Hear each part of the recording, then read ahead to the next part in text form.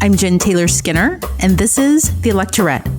On this episode, I talk with Sayu Bhojwani, the founder and president of New American Leaders. Isn't that nice? Sayu Bhojwani, welcome to the podcast. Thank you for having me. So I wanted to ask you a bit about your background, because your parents were refugees from India and they migrated to Belize when you were very young. So you were raised in Belize, but at some point they wanted you to study in America. So what were their expectations, do you think? What were they hoping you would find or experience in America? I think that for my parents, the hope, like it is for many parents, is that their kids are going to have a better life than the ones that they had. So I think they hoped for financial security. I think they hoped for me to be protected from some of the things that hurt us psychologically, like discrimination and lack of security, both emotional and financial. They also might have secretly wanted me to just get married and have kids very early. Right. So do you think that they romanticized America to some extent, or, idealized the experience you'd have in comparison to their lives? Well, my parents came back and forth to America because they ran a retail business in Belize. So I think for them, they had a sense that survival in America was going to be harder than it had been for them in Central America where they were living. So I'm not sure that they romanticized it as much as they feared it, if you will, in its bigness, their understanding of its sense of bureaucracy and the struggle that it would take to make it here. I think it's interesting that you said fears, because I think that one of the things that I've learned as a parent is we all have this instinct to project, our own experiences and our own trauma onto our children. And, we try to protect them from those same experiences, although their circumstances might be completely different from our own. And, I'm thinking about my own parents, growing up in the Deep South shortly after Jim Crow laws ended. And, they projected their fears about racism onto me, although my experience with race was going to be quite different in many ways. So I was wondering, given that your parents were refugees, how that played into their fears about what you might experience and, also wanting you to study in America. Yeah, that's a great question. And actually, my parents were British subjects twice in their lives. So when they were children living in what was then a unified India, they were subjects of British colonial rule. And then they became refugees after the partition of India and Pakistan. And they obviously met and married as adults and moved to Belize, where they again became British subjects. And when Belize, which used to be known as British Honduras, went through its independence process from England, I think that resurfaced a lot of trauma from childhood, because although they were very young, they and their families had to cross an arbitrary border to get to the newly drawn lines of India. And in Belize, they had built up some economic security, and they were deeply worried about how independence would affect their economic security. They also had been aware, your listeners might know about the incidents or the time in Uganda when Idi Amin expelled Indians who had been living there. And they lost a lot of what they had built in that country. Just like we're experiencing today in America, that for many immigrants and refugees, the new home is the only home that they know.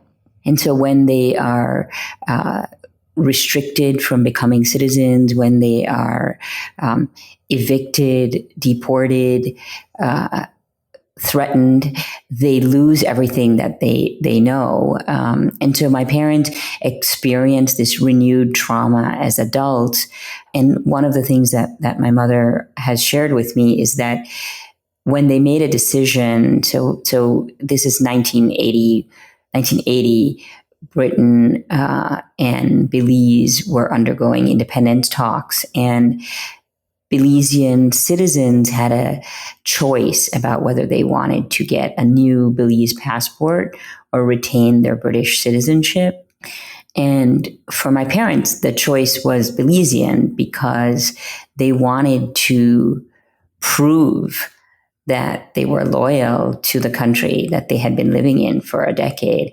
And in some ways, I think it was like they had no choice, because if they had chosen British citizenship, which might have made it easier to travel around the world, which might have made it easier to immigrate to America, they would have perhaps sent a signal that they weren't as committed to Belize as they were.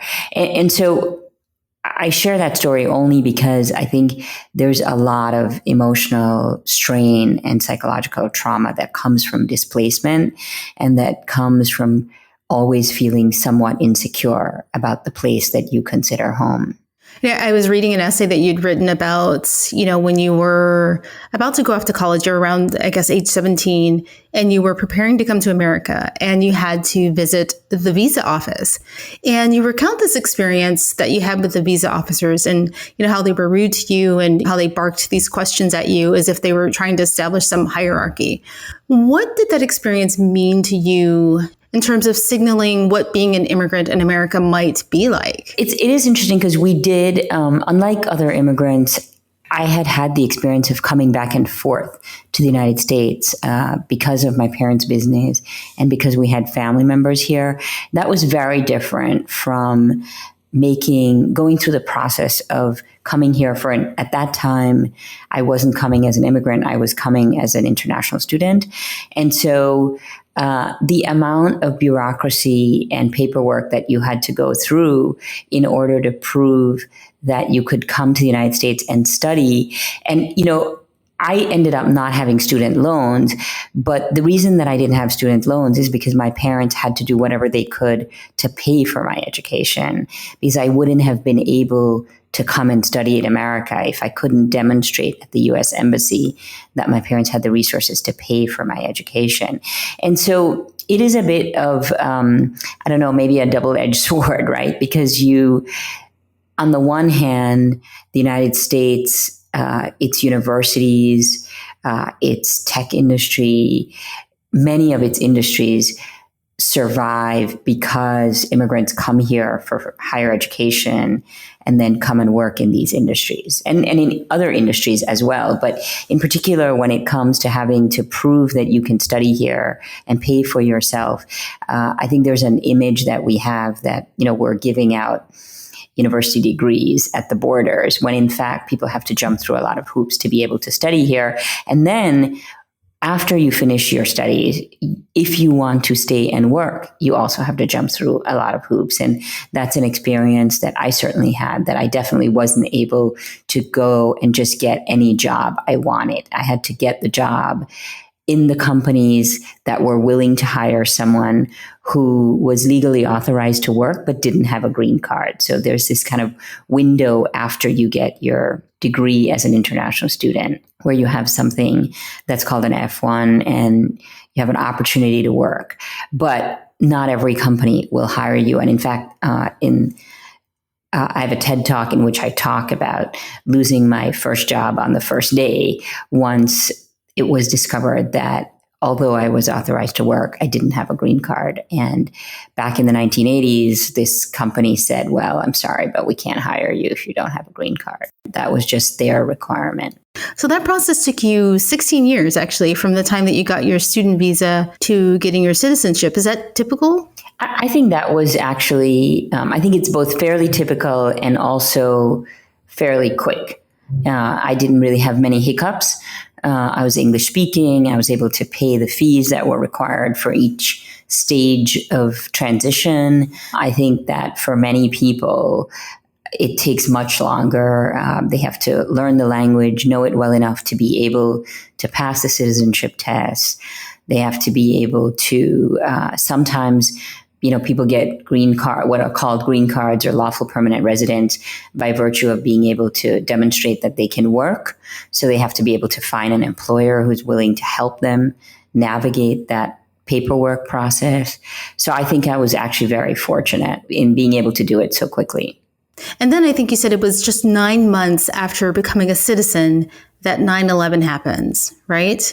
And, I wanted to really talk to you about 9/11 because I was an adult when 9/11 happened. And I think that living through 9/11 as an adult, it gives me at least a sense that anything can happen at any moment. Yeah. So, I think for those of us who have been working in immigrant communities, we see a lot of parallels with what is happening today. And in some ways, a continuation and a more extreme manifestation of some of what was happening post 9/11.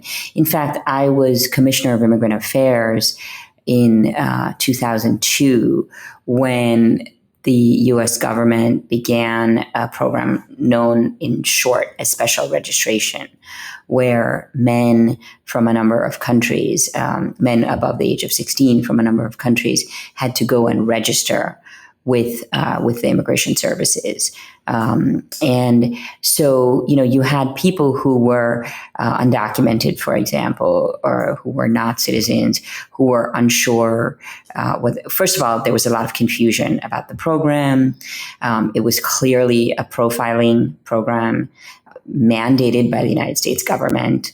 That was the time when what was then known as the INS, or the Immigration and Naturalization Services, was reconstituted. There are conversations right now calling for abolishing ICE, which is Immigration and Customs Enforcement. That agency actually was created after September 11th, so it's a relatively new agency. So what we're seeing now is that a lot of our communities, in particular communities, Arab American and American Muslim communities, and South Asians who were negatively impacted after the first Gulf War and the second Gulf War and post 9/11, have not really recovered from the profiling, the targeting, and the fear that brought on.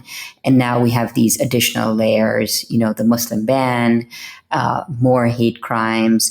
And so for those of us who have been doing this work, there has been no stoppage. Certainly there have been cycles, but if you are a person from certain communities in America, and whether that's immigrant, refugee, or African American, there has always been either on the surface or latent fear about what could happen. So when you say recover, what do you mean exactly? Do you mean recover emotionally from 9/11? Well, emotionally, but also many families were separated because, for example, if men were concerned about whether they would want to go and bring themselves forward to immigration authorities, some of them left the United States and left their families here. Some of them were deported by the U.S. government and their families ended up here. And,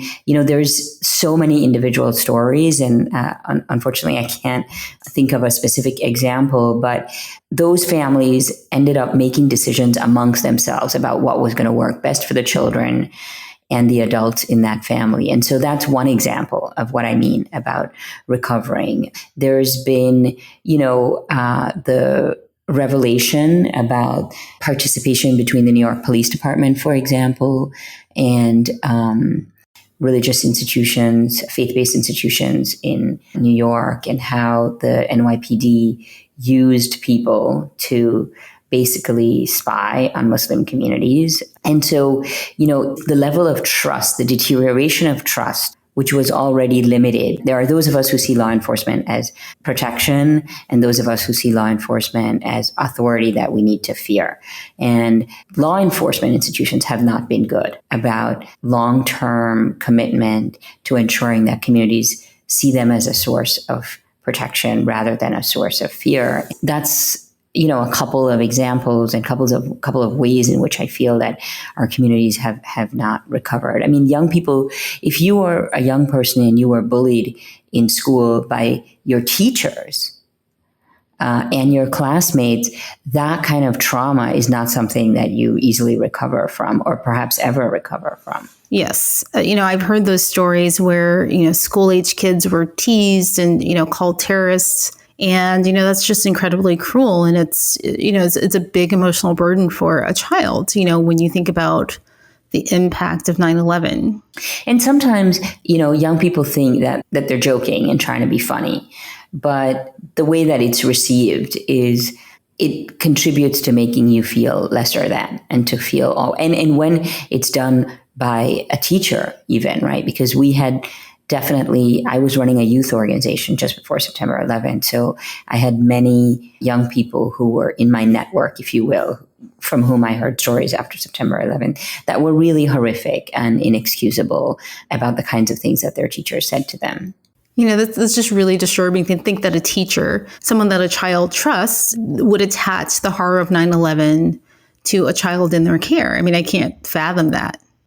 I think about the people to whom I'm related who had to think about, whether they should think twice about carrying a backpack, have a beard. I mean, just sort of quote unquote simple decisions that most of us make without thinking are decisions that become suddenly very loaded because of profiling.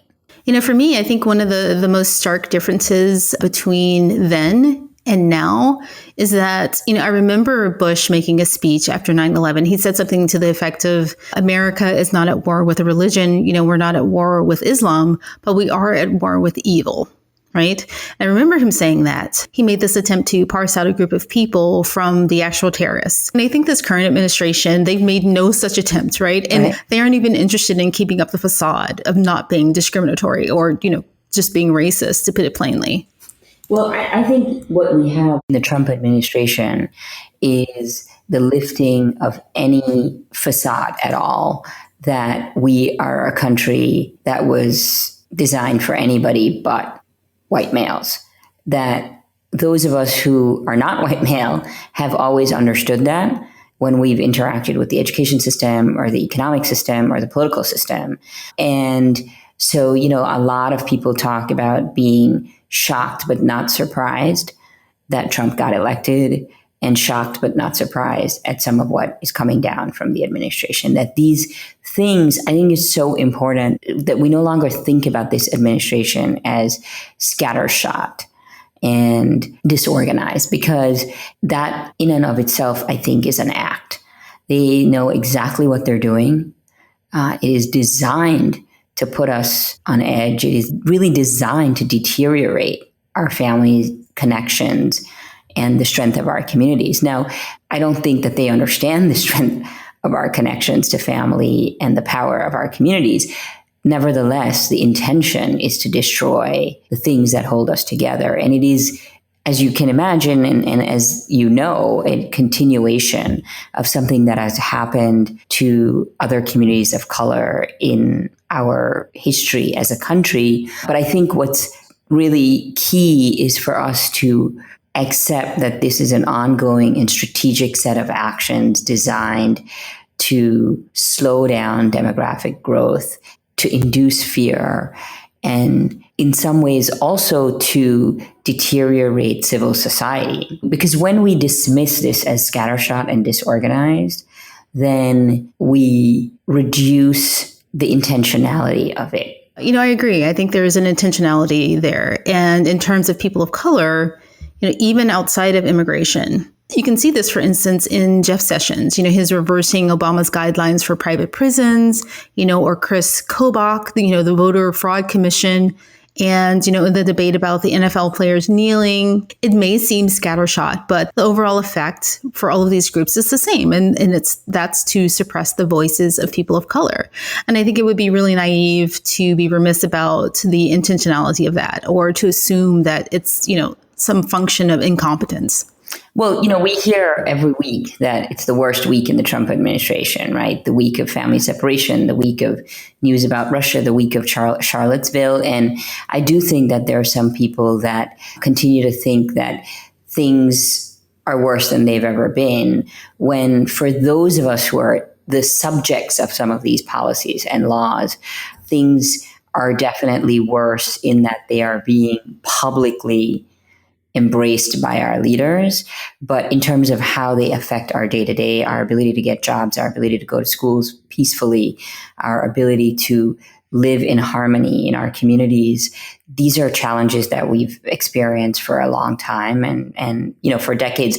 Yeah, I was thinking about that the other day. And, the thing that makes this administration different in relation to the Republican administration before, the Bush administration, is that at least with Bush, right, Bush would say one thing, and perhaps, it would be inconsistent with some policy that would follow what he'd said. But at least we all had something to hold him accountable to. For instance, he'd make a statement about America being a nation of immigrants, right? Or that he values diversity, and possibly he'd follow up with some anti-immigration policy. And at least, like I said, we could hold him accountable to what he'd said before. But, now with this current administration, we're just all hoping that he doesn't act on, all these terrible things he says on Twitter. Yeah. Which is a low bar to set for the president of the free world. And I think that the multiple attacks and how they connect, you don't separate being a woman from being an immigrant, from being a person of color. And when all of those identities are under attack, then it can be really exhausting to know what to go after.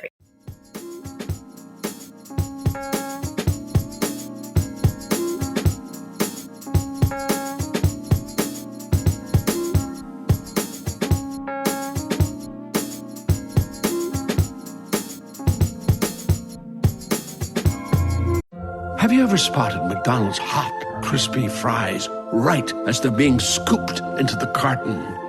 And time just stands still. Ba-da-ba-ba-ba. Your data is like gold to hackers. They're selling your passwords, bank details, and private messages. McAfee helps stop them. Secure VPN keeps your online activity private.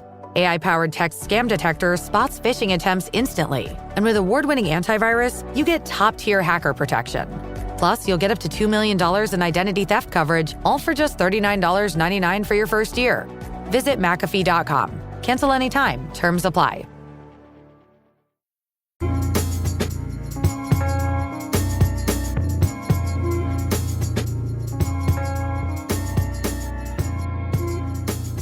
I want to talk about the gap in representation in government in relation to immigrants.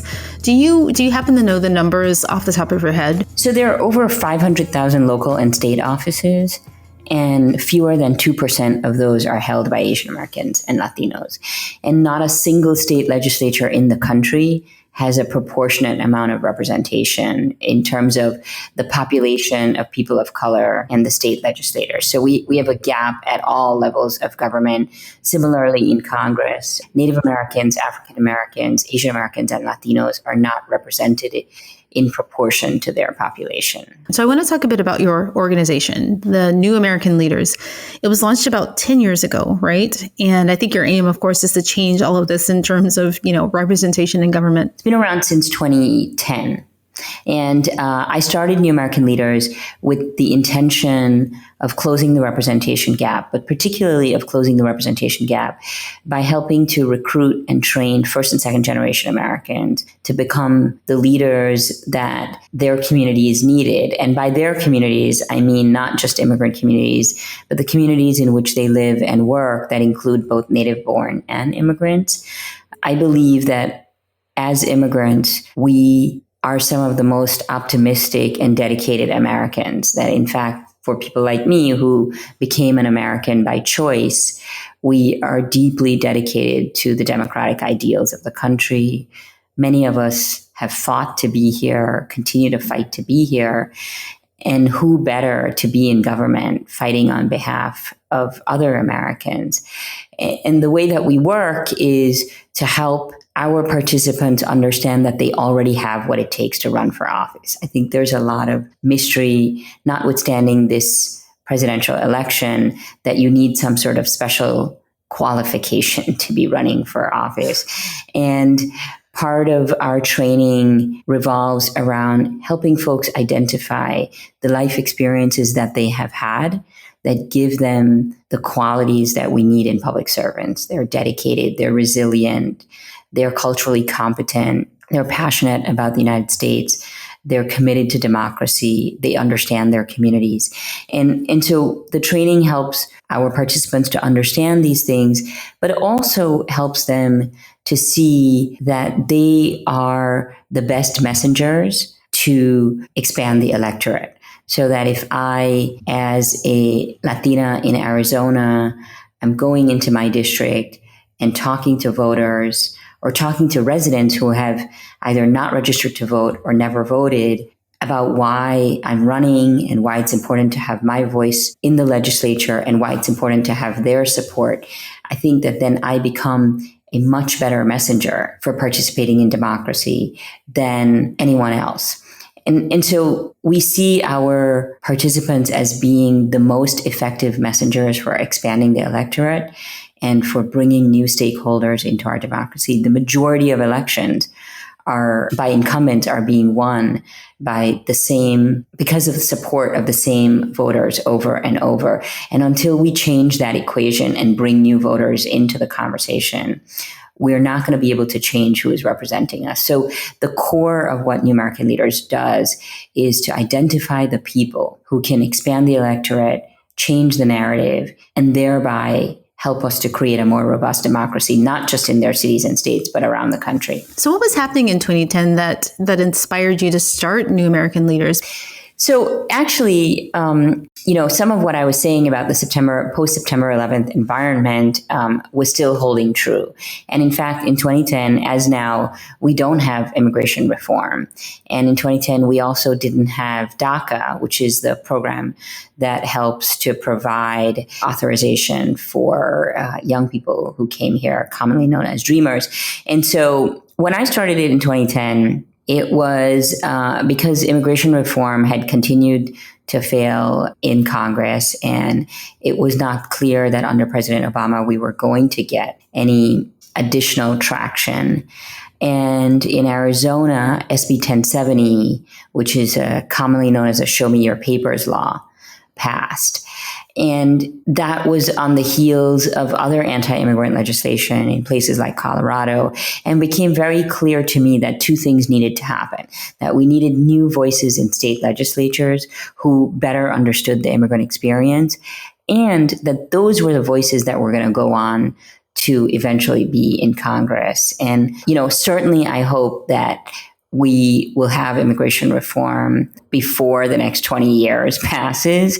But my thought in 2010, was that we would get new voices in, and that would help build a pipeline to a Congress that looked like America. So how do you think the 2016 election changed your organization and the people who come forward for training? Do you think they're more energized or driven given the current circumstances, or is there some fear and trepidation given the administration's crackdown on immigrants? Actually, I will say, in fact, that there isn't more trepidation, and that last year, the number of applicants to our program in 2017, the number of applicants to our program doubled.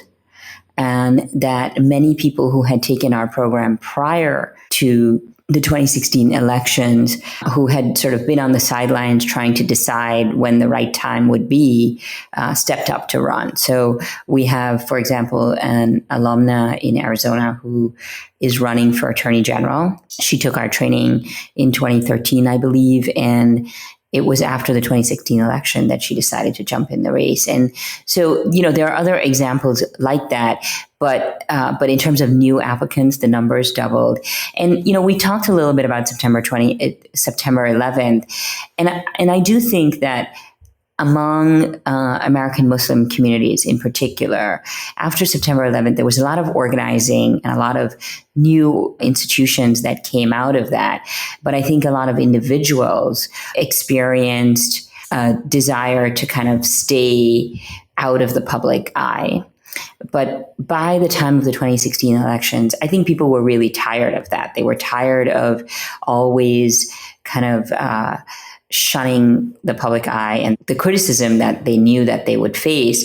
And they and I'm talking specifically now about there's an increasing number of American Muslims running for office. And I think that is in large part due to frustration of just saying, all right, we've had enough and it's not going to change unless we are the ones who are running for office. And they are experiencing a lot of Islamophobia on the campaign trail, but that's not stopping people. I think I was saying to you earlier offline that a lot of the women who are running are experiencing the double whammy of misogyny and racism. And I just want to underline that a lot of this comes from within the Democratic Party as well. It's not just a one-party problem that we don't like newcomers. And whether they are newcomers because they are immigrants and refugees, or whether they are newcomers to the political process, the political establishment has its people and has its idea of who those people should be and look like.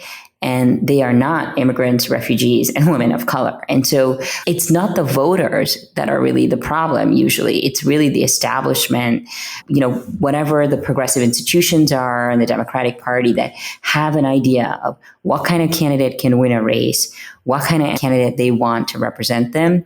And so on the one hand, we're seeing increasing numbers.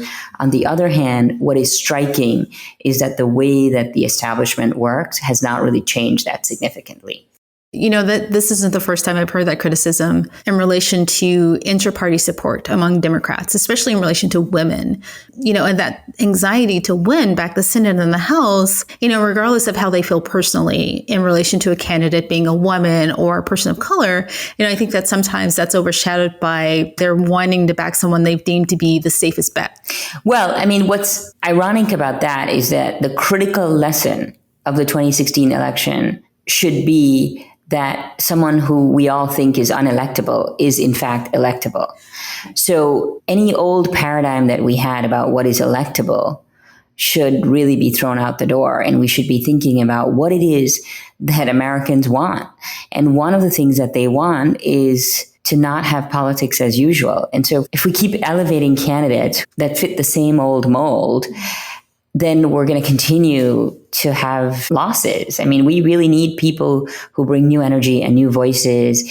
And that's not just immigrants and refugees. That's people who have been teaching in classrooms for years, people who have been struggling with student loans and paying their mortgage, working class folks, people who talk like regular people and don't talk in sound bites.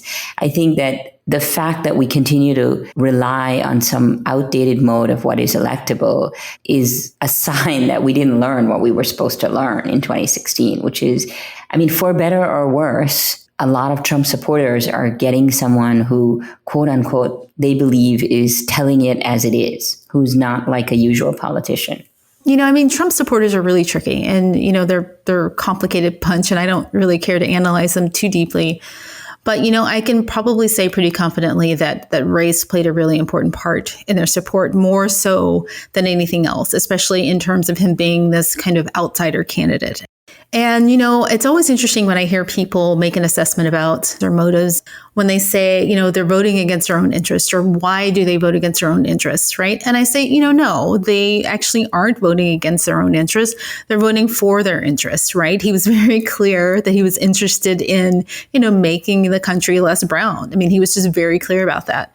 And that's what they were voting for. Yeah. And I think when we say people are voting against their own interest, it is such a elite and patronizing thing to say about anyone, because it assumes that people do not know what they want. And, we talk about the fact that, those of us who are interested in paying higher taxes for the better good of our communities are theoretically voting against our own interests as well, because we're willing to pay more money out of our pockets for something that might not necessarily benefit us, right? Because I could make a decision as a middle-class person to use my resources to pay lower taxes and use what I save on taxes to buy whatever I need, whether that's better healthcare or better education. But instead, I support a tax system that allows us to take care of society at large. But no one ever says that I'm voting against my own interests. Right. And so I think we just have to be careful about using language that is insulting and patronizing, because it alienates people, not just white working class voters or working class voters of color, but anybody who feels that what the message you're sending is, I don't know what's best for me. At very minimum, I should be able to make a decision based on what I think is right, whether or not you agree with me. That's part of what democracy is, the ability to have choice.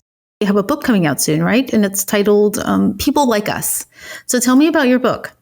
Yeah, I'm really excited about the book, which is coming out on October 2nd, and it is available for pre-order at your favorite bookstore or online. The book is really a product of the work that I've done at New American Leaders. And, I'll say as a teaser, it has the stories of a number of New Americans who ran and won for office, in fact, before 2016. So the trend that we're seeing in a much bigger way after 2016 is that voters want new voices representing them, began earlier than that. And so it's a hopeful book.